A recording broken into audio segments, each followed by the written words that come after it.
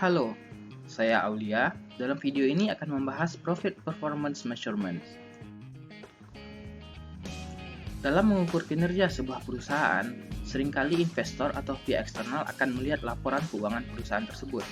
Di dalam laporan keuangan akan tergambar berapa laba yang dihasilkan perusahaan, seberapa efisien perusahaan dalam memanfaatkan modal, serta beberapa rasio keuangan lainnya. Nah, pihak internal atau manajemen perusahaan juga mempunyai indikator tersendiri untuk mengukur performa perusahaan, baik secara keseluruhan maupun per divisi. Salah satu indikator yang sering digunakan adalah Rate of Return on Capital Employed.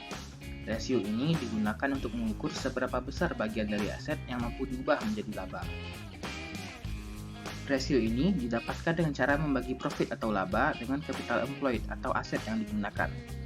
Rasio ini berguna untuk menilai kinerja divisi, membantu manajemen dalam menetapkan perencanaan dan target, serta mengevaluasi kinerja manajemen.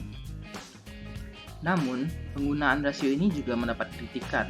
Salah satunya adalah karena akan memicu manajemen untuk semata-mata memaksimalkan laba jangka pendek dengan mengorbankan laba jangka panjang. Kenapa bisa demikian? Bagi manajemen yang ingin memaksimalkan rasio Rate of Return on Capital Employed, ada dua cara yang dapat digunakan, yaitu menaikkan laba atau menurunkan aset. Cara yang kedua tentunya lebih mudah dibanding cara pertama. Akibatnya, mungkin saja manajemen enggan membeli aset yang esensial atau malah menjual aset. Padahal, aset adalah hal yang sangat diperlukan bila ingin menghasilkan laba jangka panjang. Salah satu aset yang dapat menghasilkan laba jangka panjang adalah aset terkait riset dan pengembangan. Hasil dari aset ini mungkin tidak akan dirasakan dalam jangka pendek, namun akan sangat bermanfaat dalam jangka panjang. Bagi manajemen yang fokus dalam memaksimalkan rasio Rate of Return on Capital Employed-nya, mereka tidak akan mau mengeluarkan biaya untuk aset ini, karena dalam jangka pendek hanya akan menambah aset tanpa menambah laba.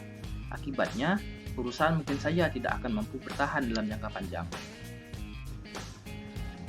Karenanya, penting untuk disadari bahwa kinerja sebuah perusahaan sebaiknya tidak hanya dinilai dari kinerja keuangannya saja, namun juga dinilai dari kinerja non-keuangan, seperti penguasaan pangsa pasar, pengembangan produk, dan peningkatan kualitas sumber daya manusia. Tekanan yang berlebihan untuk memenuhi target kinerja keuangan tanpa memperhatikan kinerja non-keuangan juga dapat memicu manajemen untuk melakukan fraud, seperti yang pernah terjadi pada Toshiba Corporation di tahun 2008. Hal ini akhirnya berujung pada manipulasi laporan keuangan perusahaan dan turunnya nilai saham.